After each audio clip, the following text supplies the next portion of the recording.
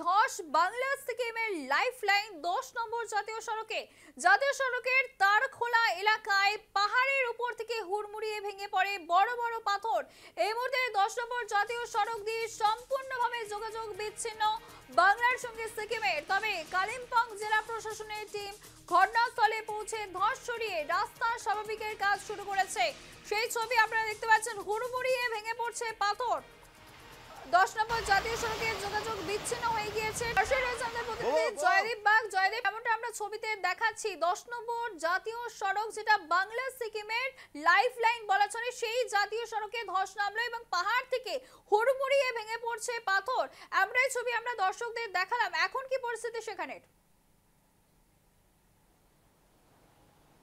দেখো, বলে রাখি, রাত থেকে উত্তর সিকিমে একটানা ভারী বৃষ্টিপাত এবং এই বৃষ্টিপাতের জেরেই কিন্তু 10 নম্বর জাতীয় সড়কের তারখোলা এলাকায় ধস নামে এবং ধসের জেরে কিন্তু সম্পূর্ণভাবে বন্ধ রয়েছে এই মুহূর্তে বাংলা সিকিম লাইফলাইন 10 নম্বর জাতীয় সড়ক।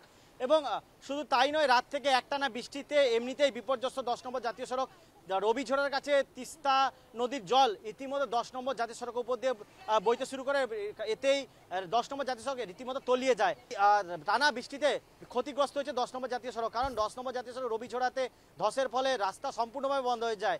এর ফলে যেহেতু 10 নম্বর জাতীয় সড়ক অত্যন্ত গুরুত্বপূর্ণ বাংলা সিকিমের প্রধান রাস্তা এবং এটাই প্রধান বাংলা সিকিমের যোগাযোগকারী একমাত্র রাস্তা, ফলে ধসের ফলে যোগাযোগ একেবারে বিচ্ছিন্ন। সকাল থেকে রবিঝোড়া যেহেতু তিস্তার জলস্তর রাস্তার উপর দিয়ে বইছিল, ফলে সকাল থেকেই বন্ধ ছিল, তার উপর ধস, ফলে এই মুহূর্তে একেবারে বাংলা সিকিম যোগাযোগ বিচ্ছিন্ন। শুধু তাই নয়, বাংলা অর্থাৎ কালিম্পং হয়ে যেই রাস্তা সরাসরি পেশক হয়ে দার্জিলিংয়ের দিকে যায়, সেই রাস্তাতেও কিন্তু সকাল থেকে তিস্তা নদীর জলস্তর ওই রাস্তার উপর দিয়ে বইছিল এবং কার্যত রাস্তা তলিয়ে যাওয়ায় পেশক হয়ে দার্জিলিংগামী রাস্তাও বন্ধ হয়ে যায়। তবে ধসের পর ঘটনাস্থলে কালিম্পং জেলা প্রশাসনের টিম তারা ঘটনাস্থলে পৌঁছায় এবং এই মুহূর্তে যেটা জানা যাচ্ছে, ধস সরিয়ে রাস্তা স্বাভাবিকের কাজ শুরু করা হয়েছে।